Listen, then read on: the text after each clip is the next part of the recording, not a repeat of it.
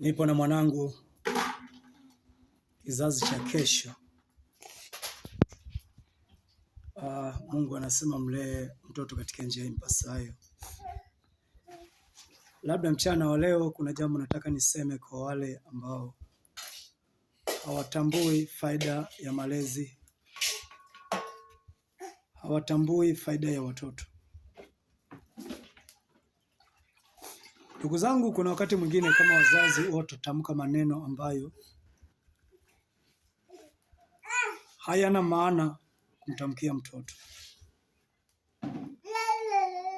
na kwa sababu kinywa kinaumba, unaweza ukatamka neno ukadhani ya kwamba neno ambalo natamka linaleta faida kwa mtoto na kumbe ni hasara, na ukadhani ya kwamba ndivyo unavyomlea mtoto awe na akili, lakini kumbe unamuingiza kwenye laana.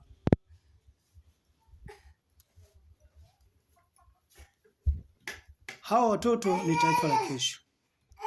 Naamini mzazi na wewe ulikuwa ni mtoto.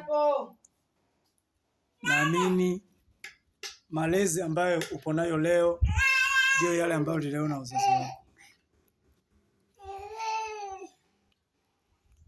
Kuna watu wanatabia kuwaita watoto, utasikia we kenge wewe, mbwa, mbuzi mkubwa. Yamkini haweza kawa na umbile kama la mbuzi au kama la kenge, lakini yale matamshi ndio yanaenda kutengeneza na kujenga zile tabia za mbuzi alivyo au kenge alivyo au mbwa alivyo au kondoo alivyo. Kesho na kesho kutwa unashangaa mtoto amebadilika na tabia ambazo ni za ajabu.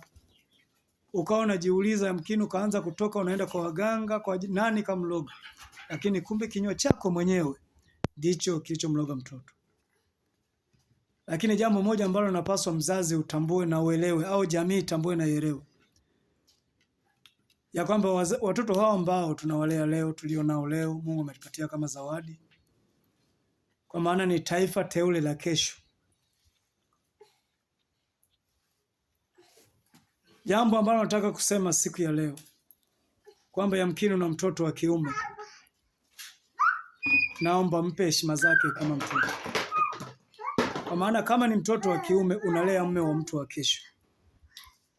Kadhalika kama ni mtoto wa kike unalea mke wa mtu wa kesho. Yaani kana kwamba unatengeneza familia ya kesho. Ni wasi ndugu zangu, uliyebahatika kuwa na watoto, ndugu zangu walezi, yamkini mnaokaa hata na wafanyakazi, watoto wa kazi za ndani, muheshimu watoto wao, maana wewe ndio uliyebeba dhamana ya huyo mtu. Kesho na kesho kutwa atakukumbuka kwa yale mazuri ambayo umemfanyia. Lakini mbele za Mungu pia iko ajala ambayo unajiwekea mbele za Mungu. Uzao wako utabarikiwa na neema utapokea katika hayo ambayo anayofanya kama aliyomema. Lakini leo ukifanya mambo ambayo hayapaswi mtu kufanyia, ukimfanyia unyanyasaji kwa jambo lolote, Mungu atashughulika nao. Na yamkini unaweza kuona katika nyumba baraka hazipatikani, kazini kwako baraka hazipatikani, ni kwa sababu tabia zako ndizo zinazoleta kuleta laana katika maeneo haya ya kazi, aidha kwenye ndoa na mambo mengine. Ndugu zangu, mchana wa leo nimeona niseme haya machache, wengi tukatambue, tukaelewe umuhimu wa kulea familia. Mtoto ana namna ya kumfundisha katika malezi. Sio lazima tuwatamkie maneno makali, lazima tuwatamkie matusi ndipo mtoto aelewe, ndio mtoto alelewe. La, sio hivyo ndugu zangu.